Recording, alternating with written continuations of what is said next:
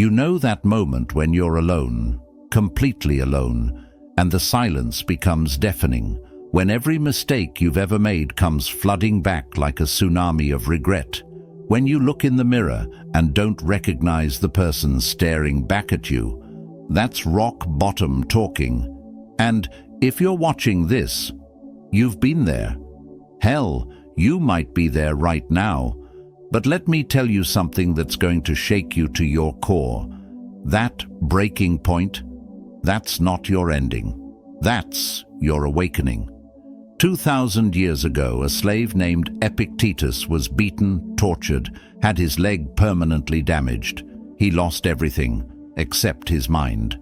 And from that pit of despair, he discovered the most powerful truth ever spoken. It's not what happens to you, but how you react to it that matters. You think your problems are unique.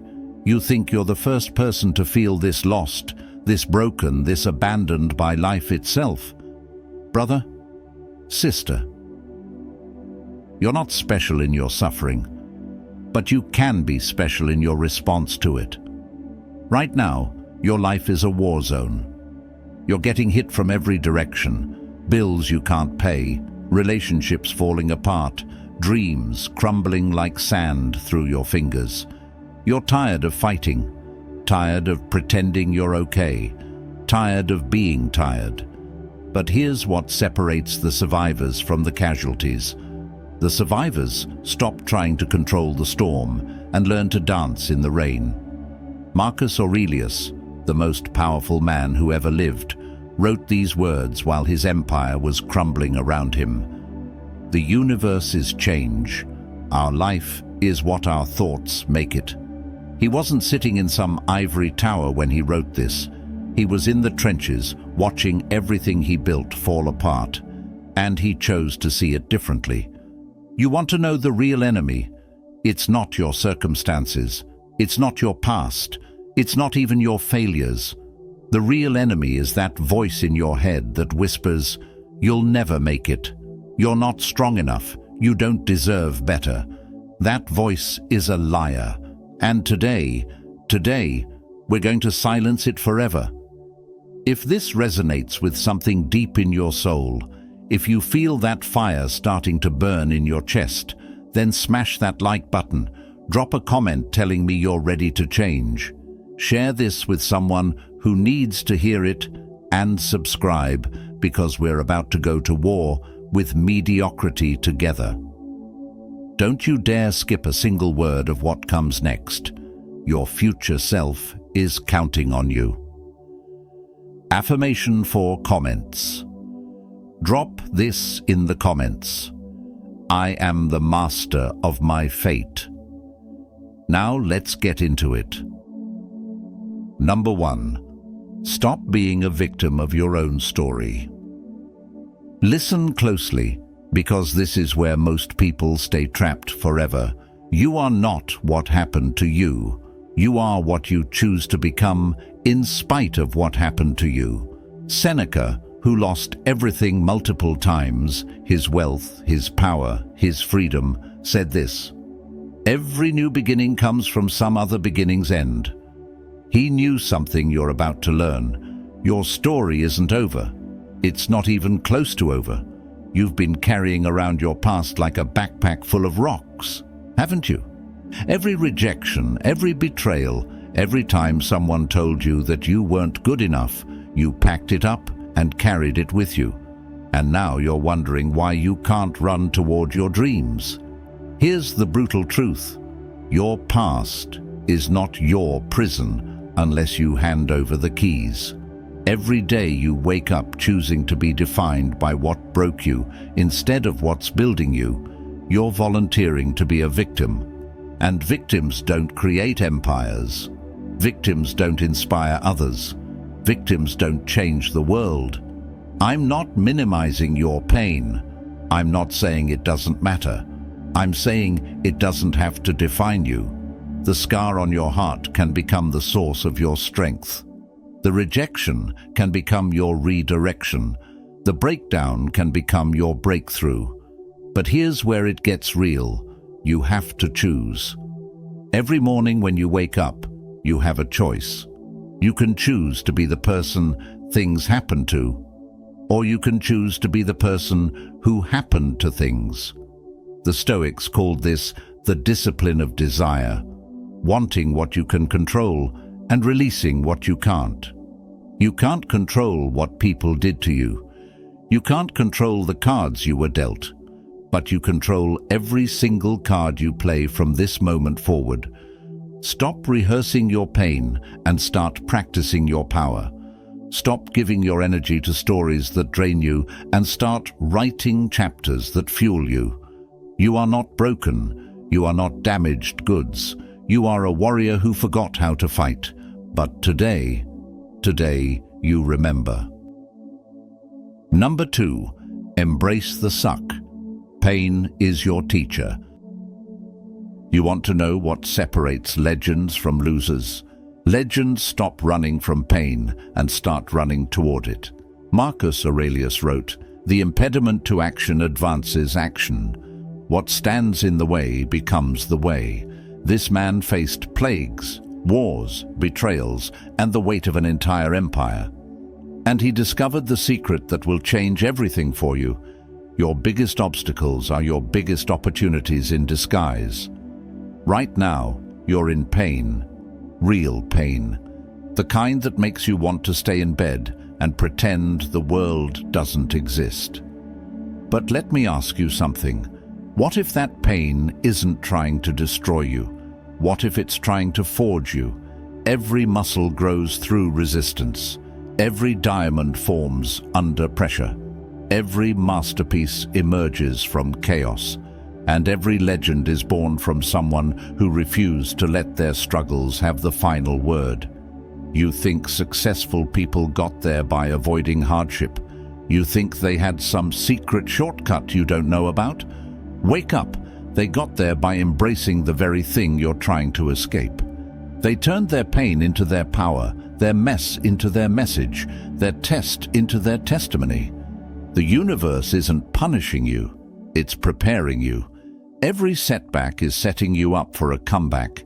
Every door that slammed in your face was protecting you from something smaller than your destiny. Every no was redirecting you toward a yes that will change everything. Epictetus, that slave who became one of history's greatest philosophers, said, "Difficulties are things that show a person what they are. Your difficulties aren't showing you that you're weak. They're revealing that you're stronger than you ever imagined." Stop praying for an easier life and start praying for the strength to handle the life you've been given. Stop asking why this is happening to you and start asking what this is teaching you. Stop looking for the exit and start looking for the lesson. Your pain has a purpose. Your struggle has meaning. Your fight has value. But only if you stop seeing yourself as the victim and start seeing yourself as the victor in training. The suck you're experiencing right now, that's not your sentence, that's your school. Number 3, kill your excuses before they kill your dreams. Here's the conversation nobody wants to have, but everybody needs to hear. Your excuses are more dangerous than your enemies. Seneca lived through exile, near-death experiences, and political persecution. But he said something that will cut through your soul. It is not that we have a short time to live, but that we waste a lot of it. You want to know what's really killing your dreams. It's not lack of opportunity. It's not bad luck. It's not the economy, your background, or your circumstances. It's that voice that says, "I'll start tomorrow. I'm not ready yet. I don't have enough time, money, connections." Bullshit. You have the same 24 hours as everyone else who made it. You have access to the same information as people who transformed their lives. You have the same capacity for growth as every success story you admire. The only difference?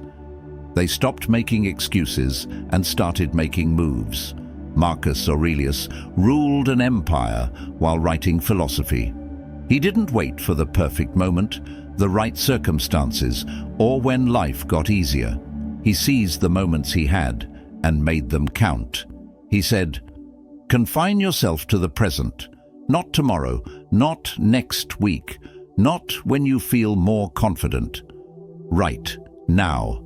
Your excuses feel comfortable, don't they? They let you stay small, stay safe, stay exactly where you are while dreaming of where you could be. But here's what your excuses really are. They're lies you tell yourself to avoid the responsibility of becoming who you're meant to be. Every day you delay is a day stolen from your future self. Every excuse you make is a vote for the life you don't want. Every reason you give for not starting is another brick in the prison you're building around your potential. The Stoics understood something that will shake you. You don't need permission to change your life. You don't need perfect conditions to start. You don't need to feel ready to begin. You just need to begin. Stop waiting for motivation. Motivation is unreliable. Start with discipline. Stop waiting for the right moment. There is no right moment. Start with this moment. Stop waiting to feel brave. Courage isn't the absence of fear. It's action in spite of fear. Your dreams are suffocating under the weight of your excuses. And if you don't kill those excuses today, they will kill every possibility you have of becoming legendary. Number 4. Master your mind, or your mind will master you.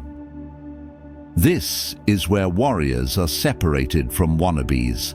The battlefield isn't out there, it's in here. Epictetus, that broken slave who became unbreakable, said, "You are not your thoughts. You are the observer of your thoughts." This man understood something that will revolutionize your existence. Your mind is not your master. You are. Right now, your head is a war zone. Negative thoughts are dropping like bombs. Self-doubt is launching missile strikes at your confidence. Fear is conducting psychological warfare against your dreams, and you're letting it happen like you're some helpless bystander in your own life. Wake up. You think successful people don't have negative thoughts. You think they don't face doubt, fear, anxiety, depression. Of course they do. The difference is they refuse to let those thoughts become their reality. They treat negative thinking like a virus. They identify it, isolate it, and eliminate it before it spreads. Marcus Aurelius wrote, "Very little is needed to make a happy life. It is all within yourself, in your way of thinking." This emperor knew that kingdoms could fall, wealth could disappear, people could betray, but no one could touch his mind unless he gave them permission. Your thoughts are suggestions, not commands. Just because a thought enters your mind doesn't mean you have to believe it, entertain it, or act on it. You are the bouncer at the club of your consciousness. Some thoughts deserve VIP treatment. Others need to be thrown out on their ass. Stop being a victim of your own thinking. Stop giving real estate in your head to thoughts that don't pay rent. Stop rehearsing worst-case scenarios and start visualizing best-case realities. The Stoics practiced something called negative visualization, not to attract negative things, but to build mental toughness for when challenges come. They prepared their minds like warriors prepare for battle. But here's the secret they really understood. You become what you think about most. Feed your mind garbage, become garbage. Feed your mind greatness, become great. It's that simple and that difficult. Every morning, you choose what thoughts get to drive the bus. Every moment, you decide which voice gets the microphone. Every day, you vote for the version of yourself that will show up. Stop letting your mind bully you into mediocrity. Number 5. Build an unbreakable inner fortress. This is the final boss level of transformation, building a version of yourself that nothing and no one can shake. Marcus Aurelius called it building an inner citadel, a fortress of the soul so strong that no external storm could penetrate it. He wrote, "Adapt yourself to the life you've been given, but love the people with whom you share it." This wasn't just philosophy. This was survival strategy for someone who faced betrayal, loss, and the weight of impossible decisions. You want to know what real strength looks like? It's not having thick skin. It's not being emotionless. It's not pretending nothing hurts. Real strength is feeling everything and choosing your response anyway. Right now, you're building something. With every choice you make, every thought you think, every action you take, you're either building strength or weakness, resilience or fragility, character or compromise. The question is, what are you building? Seneca faced death sentences, exile, and the loss of everything he valued. But he said, "Every man is a king in the kingdom of himself."